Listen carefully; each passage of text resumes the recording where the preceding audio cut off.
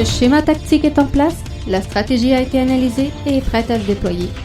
Jeff est sur le terrain comme titulaire, nous sommes prêts. Bienvenue dans le podcast Bleu, Blanc, Noir.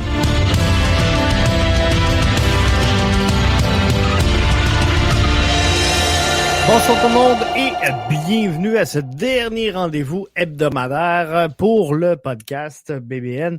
L'édition du 18 septembre 2020, Jeff qui est là avec vous donc pour les 30 prochaines minutes pour couronner cette semaine un peu déroutante où on a eu quelques difficultés avec les contre-performances de Rudy Camacho. Mais là, je vous ai dit qu'on n'en parlait plus, fait qu'on passe complètement à autre chose. Et ce soir, sincèrement, j'avais pas trop de comment je pourrais dire d'analyse profonde à faire sur l'Impact de Montréal et je voulais parce qu'on est quand même encore loin du rendez-vous de dimanche 19h face à l'Union. On va s'en parler quand même, mais je voulais jaser donc de soccer avec vous. Parce que c'est le fun de parler de l'Impact, mais il faut pas devenir redondant non plus et toujours dire les mêmes choses. Donc, même si on revient encore sur le dernier match, je pense que là, après le débrief, après l'analyse qu'on a fait hier, on commence à avoir fait le tour de la question. Et même si on veut mettre la table donc pour dimanche, ben là, on est encore loin, donc il peut se passer encore bien des choses et on n'a pas les 11 de chacune des deux formations. Bref, tout ce qu'on va dire ne sera que spéculatif. Mais il y a quand même des lignes importantes à savoir. Est-ce que l'Impact va y aller poste pour poste?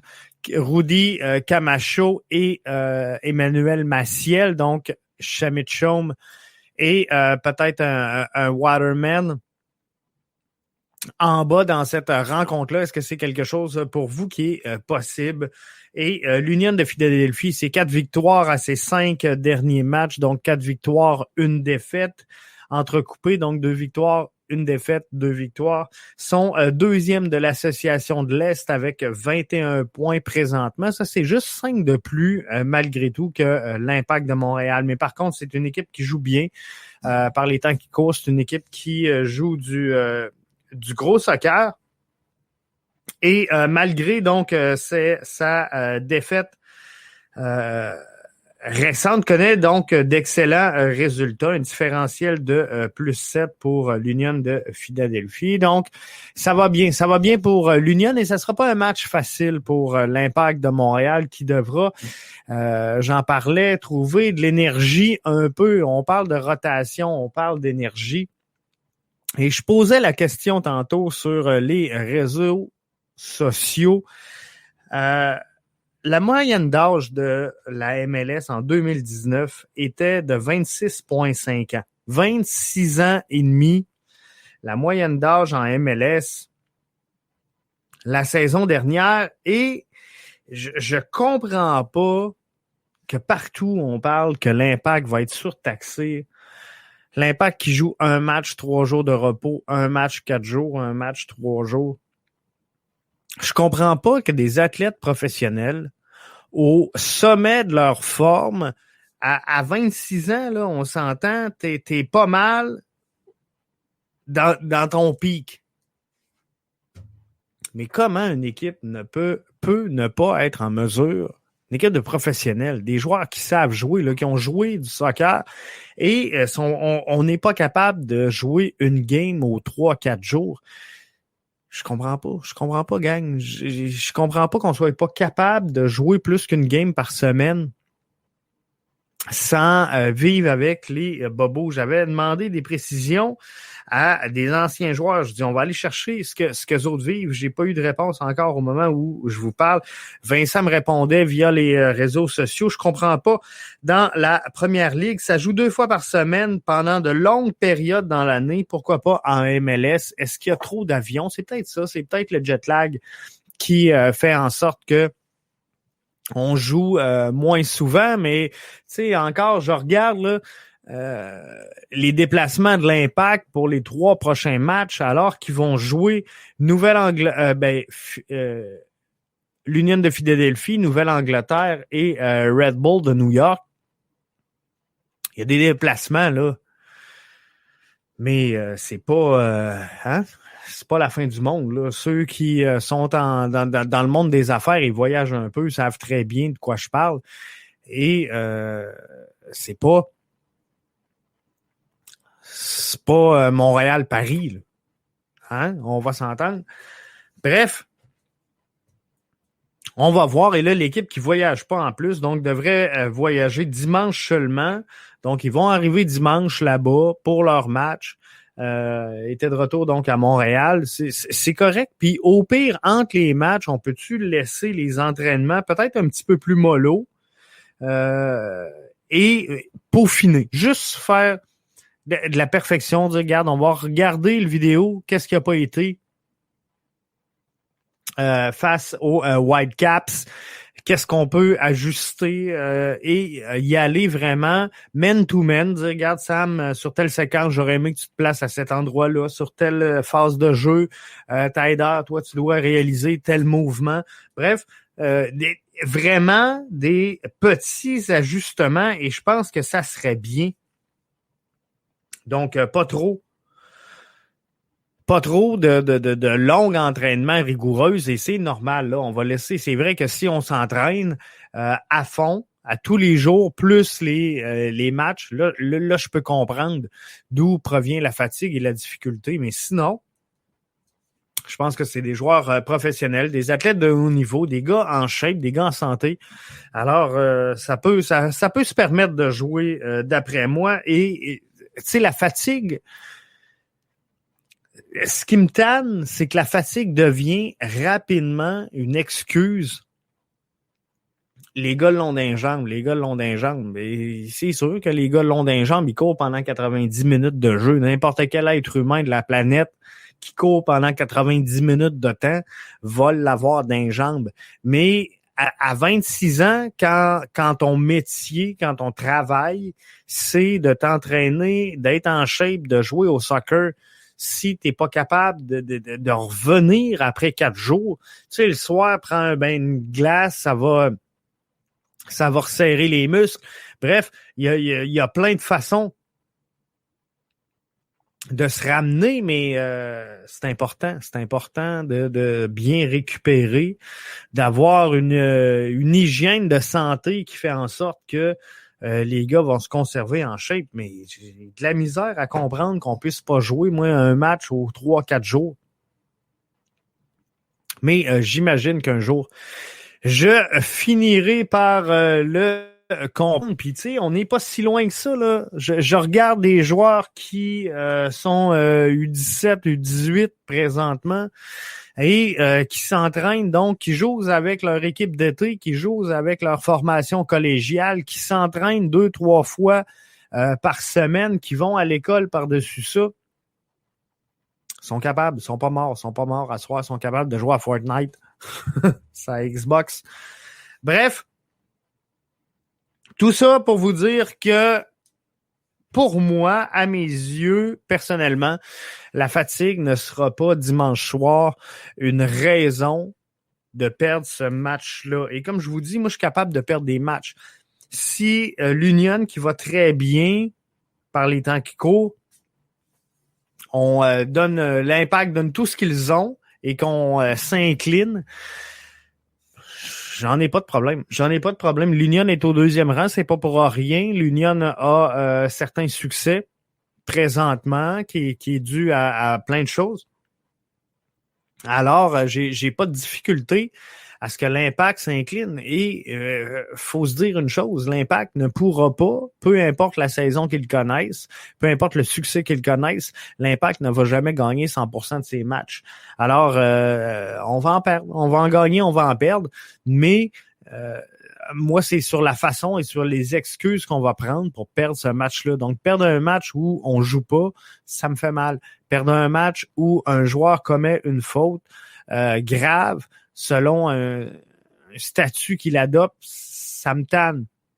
Mais perdre un match quand le collectif se donne et que l'équipe l'autre bord est juste mieux sortie que nous, mais qu'on a tout fait, qui ont été plus chanceux ou qui ont profité des occasions de marquer, j'ai pas de misère, j'ai pas de difficulté à perdre ces matchs-là. Mais en dehors de ça, faut focusser et jouer au soccer.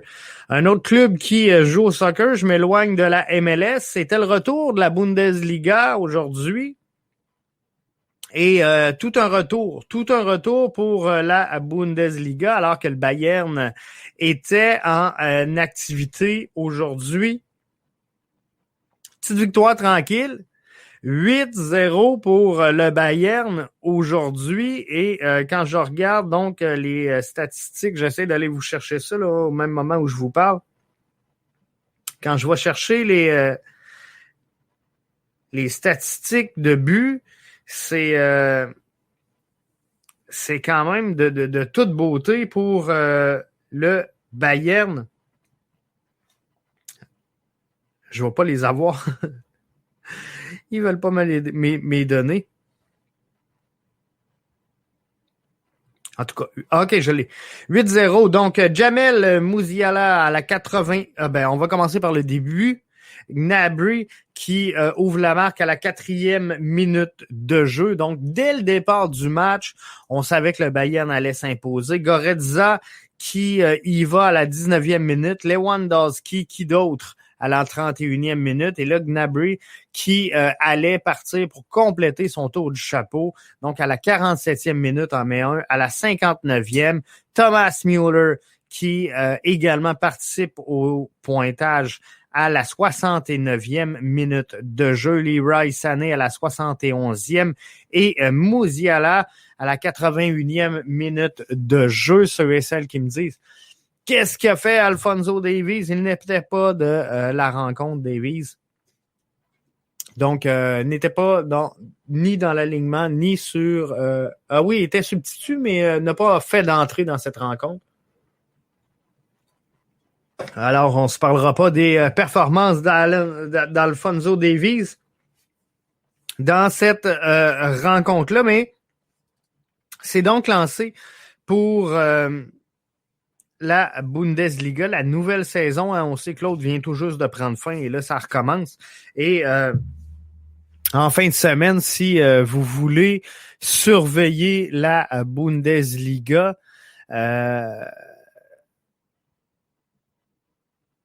Dortmund joue samedi, Red Bull Leipzig joue dimanche, et le Bayern Leverkusen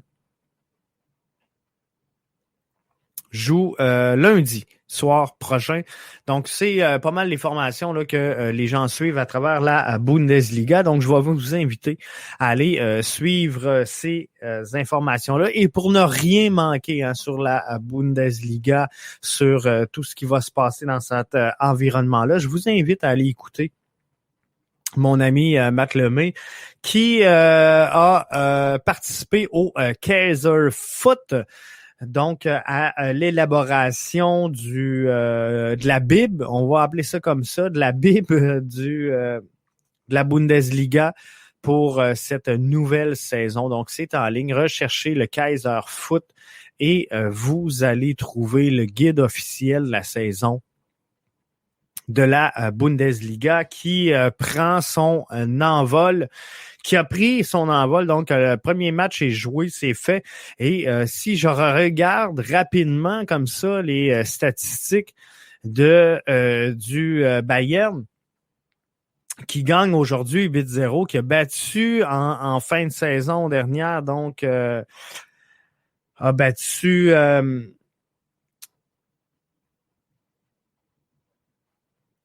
je vais vous le dire comme il faut, là.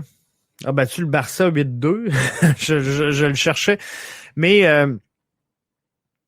bref, dans les 5 dernières rencontres, le Bayern Munich a 24 buts. C'est presque 5 buts par match qui ont été marqués par le Bayern. Toute une performance et ce sera encore une fois cette année une domination totale de du circuit de la Bundesliga de la part du Bayern. faudra sans aucun doute du côté de la Bundesliga trouver un moyen de rapprocher ces formations-là un petit peu pour pas qu'il y ait un échappé qui se fait. Parce que là, ce qu'on va voir, c'est tranquillement, pas vite, le Red Bull Leipzig qui va venir chauffer, selon moi, là, un petit peu la donne dans le top 3, mais je suis pas mal sûr. Aujourd'hui, mark my word, je pense que sincèrement, on va avoir un top 3 composé du Bayern, de Red Bull Leipzig et du Dortmund. Et je suis pas mal sûr que je me tromperai pas ben rendu à la fin de la présente saison. Donc, c'est ça qui va vraiment faire le tour de tout ça. Ça bouge dans le monde de la couverture et des podcasts de l'Impact de Montréal. Hein. On a vu Arcadio quitter il n'y a pas longtemps IMFC Radio, quitter également le 98.5 où il a fait la dernière description de son match mercredi soir, alors que l'Impact affronterait les Whitecaps. C'est Vandril Lefebvre qui prendra la place de Arcadio qui s'en va, lui, du côté de l'Impact de Montréal, relever des nouveaux défis. Donc, le 98.5 qui met la main quand même sur un élément clé important qui devrait donc assurer une bonne continuité. Ça sera pas facile, je pense, de chausser les chaussures d'Arcadio parce qu'il était quand même aimé du public, faut pas se le cacher. Mais je suis certain que Vandril relèvera le défi à sa façon et de belle façon. Donc, il ne faudra pas aller dans le comparatif, mais de bien voir ce que, dans son style propre à lui, Vandril peut apporter comme contribution.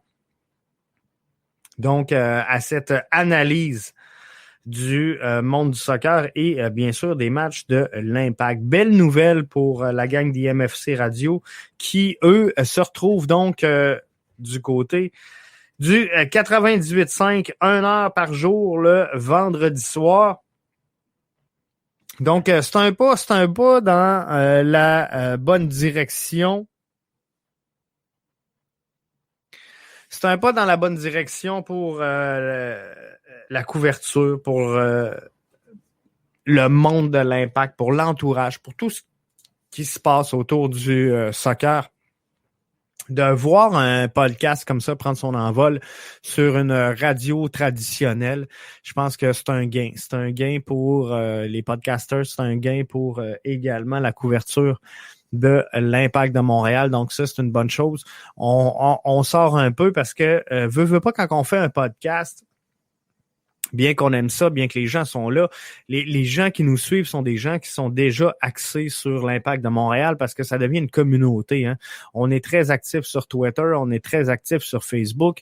On utilise des mots-clés, donc IMFC, MLS, peu importe. Donc, les gens qui nous suivent quotidiennement sont des gens qui sont déjà en interaction avec ce soccer-là. Tandis que là, en ayant une place sur la radio FM, c'est sûr qu'on va aller chercher de l'auditoire qui n'est pas nécessairement présentement dans le cercle direct du soccer de la MLS. Et si on réussit à aller en pêcher 2-3, ben ça sera ça de gagner et ça sera une bonne chose. Donc, thumbs up à Gavino, à Jeff DeSantos, également qui se joignent à la grosse machine du 98.5. Pour mettre une première pierre. On va s'entendre, là, on se fera pas de cachette. Le vendredi soir, de 11h à minuit, ils n'ont pas pogné le jackpot de la case horaire, mais c'est une pierre importante et on défriche le terrain. Et ça, c'est une bonne chose. C'est une avancée majeure. Alors que il y en avait pas de couverture soccer ou à peu près pas, mais il y a le 91.9 puis je veux pas les oublier, mais avec Nilton, avec Sydney, avec Sid, qui font une job incroyable. T'sais. C'est sûr que les TVA Sport, il y a les RDS de ce monde qui font quand même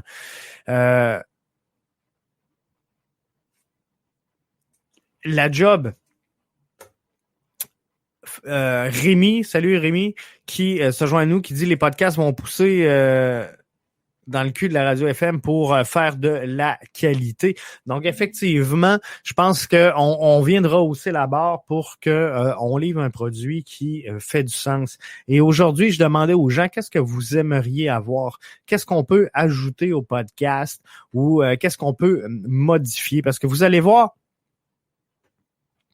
on va modifier un peu la donne dans les prochaines semaines au podcast BBN parce que BBN Média est une boîte de production et on va produire beaucoup de contenu. Donc, on va modifier bien des choses. Mais donc, on voulait savoir, je voulais savoir, c'est pour ça que je voulais demander qu'est-ce que vous aimeriez connaître davantage. Et au début, juste de parler de l'Impact, c'était bon, comprenez-vous. Mais là, on veut plus avoir juste l'Impact a gagné 3-2, un but de Taider, un but de Piet, un but de Kyoto. Faut entrer vraiment dans l'analyse plus profonde, plus poussée, de faire découvrir des joueurs au-delà de ce qui se passe sur le terrain. Donc, apprendre à connaître les joueurs, de s'ouvrir sur des analyses beaucoup plus poussées. Et sincèrement, c'est pour ça que je vous dis qu'il va y avoir des modifications ici, parce que moi, je veux pas perdre cette couverture-là de l'Impact que je fais, parce que je le fais premièrement parce que je suis passionné et je le fais parce que j'aime ça. Je prends le temps de m'arrêter quelques secondes pour prendre des commentaires. Le segment 23h sera disponible en podcast, nous dit Mathieu, via la plateforme YouTube. Le segment IMFC Radio du 98.5 est déjà disponible actuellement, pour éviter d'attendre à 23h. Donc, effectivement, parce que je l'ai déjà écouté d'ailleurs. Alors, le segment produit, c'est dans l'émission Bonsoir les sportifs avec Jérémy Rainville, est déjà mis en ligne. Donc, vous pouvez l'écouter à ce moment-ci. Mais si vous l'écoutez via la radio, les auditeurs du 98.5 l'entendront donc autour de 23 heures avec 15 minutes de pub parce que on nous annonce 60 minutes de podcast IMFC, mais l'audio dure 42, donc ça veut dire que on a rentré quand même un beau 18 minutes de publicité dans ce segment-là. Mais c'est pas grave, c'est pas ça qui compte. Ce qui compte, c'est qu'on ait réussi à introduire un segment foot, soccer sur la radio FM. Et ça, c'est une bonne chose. Et le 91.9, comme je vous disais, le faisait déjà. Donc, c'est bon signe. C'est signe que la couverture et cette culture soccer-là, elle se développe.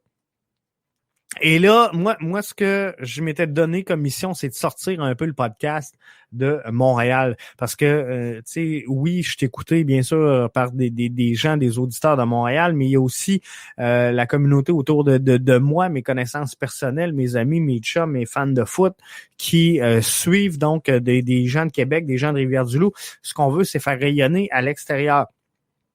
Mais là, présentement, ce que je constate, il y a bien sûr les gens qui veulent qu'on aille un petit peu plus loin. Les gens qui veulent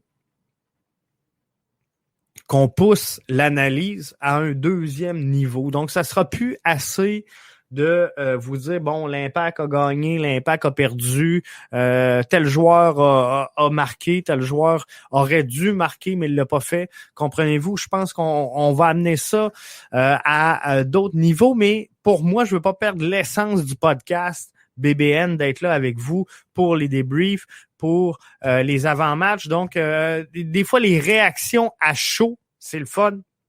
Et c'est ce qui nous fait embarquer. Mathieu qui nous dit, il n'y a pas juste les annonces, il y a aussi les nouvelles. Oui, bien sûr, effectivement. Mais c'est ça. Donc, ça va être introduit au travers du segment. Mais tout ça, j'en reviens à vous dire qu'on va peut-être bien ramener le podcast BBN sur une fréquence peut-être mettons, à 3 fois semaine et 2 fois par semaine, on va vous produire un podcast qu'on va appeler différemment juste pour pas mêler l'auditoire. Et là-dedans, ben, on va vous amener à un autre niveau. Donc, un qui va être vraiment sur le soccer overall, où ce qu'on va couvrir les activités de la Bundesliga, où on va se parler des 5 grands circuits européens. On va se parler de la CPL, on va se parler de la PLSQ parce que c'est notre avenir. Si on veut développer la culture foot, faut se parler de la CPL, faut se parler également de la PLSQ parce que c'est ici, c'est chez nous, c'est notre bassin propre de joueurs qui est en train de se développer par là. On peut parler du RSEQ, également le réseau universitaire qui peut envoyer quelques pépites parfois à l'extérieur. Bref, cette couverture-là, elle est importante et il faut la faire.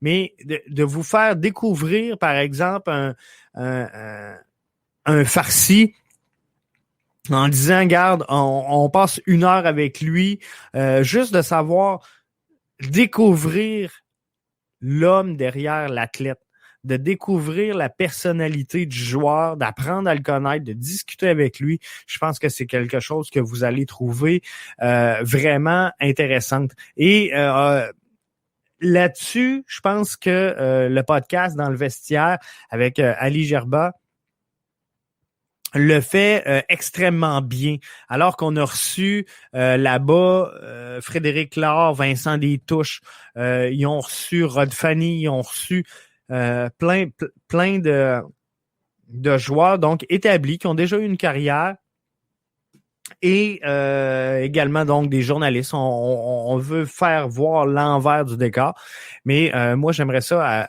sans dire adapter cette sauce-là, moi de vous les faire découvrir avant qu'on les connaisse. Donc des jeunes pépites, des jeunes prospects, je pense que ça pourrait être intéressant de les découvrir. Donc je suis en train de reconfigurer tout ça et je vais vous revenir avec ça, mais pour le podcast BBN, c'est sûr que on veut pas trop toucher à la formule parce que présentement, on connaît énormément de succès. Ça va super bien avec le podcast.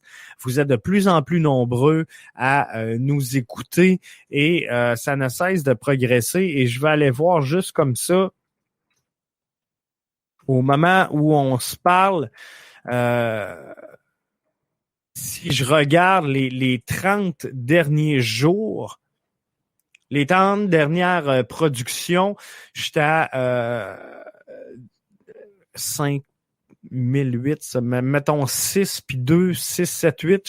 J'étais à 8000 auditeurs, donc en juste vidéo, Twitter, Periscope. Donc, plus les podcasts audio. Donc, on doit être rendu pas loin du 10 000 auditeurs par mois, ce qui est excellent là, pour un podcast sportif sur l'Impact de Montréal. Je suis vraiment pas déçu de la réaction du public et on veut pas changer ce formule-là. Là. On est en train de créer quelque chose. Vous êtes de plus en plus nombreux à écouter le podcast et à participer. Donc, on va être là avec vous pour suivre tout ça. On veut vous faire découvrir des choses comme Patrice Bernier, maître de son destin. Comprenez-vous? Je pense que c'est quelque chose qui peut être intéressant également d'apprendre. Donc, on va modifier les choses et on veut pas non plus devenir comme tout le monde, comprenez-vous, parce que à partir du moment où on fait juste analyser les matchs, ben moi je les analyse, tu sais le couscous les analyse, peu importe là, nommez-les toutes là, IMFC, radio, tout le monde analyse les mêmes games, donc à un moment donné, on vient qu'on suit 5-6 podcasts et finalement on dit à peu près tous pareil. Ou, tu sais, ça revient toujours au même. Puis on peut avoir une vision différente des choses, c'est sûr. Mais globalement, on revient qu'à dire tous la même chose. Et on a toujours été ici au podcast BBN plutôt différent. Puis on aime ça, avoir cette différence-là qui nous démarque. Donc, on va continuer de le faire.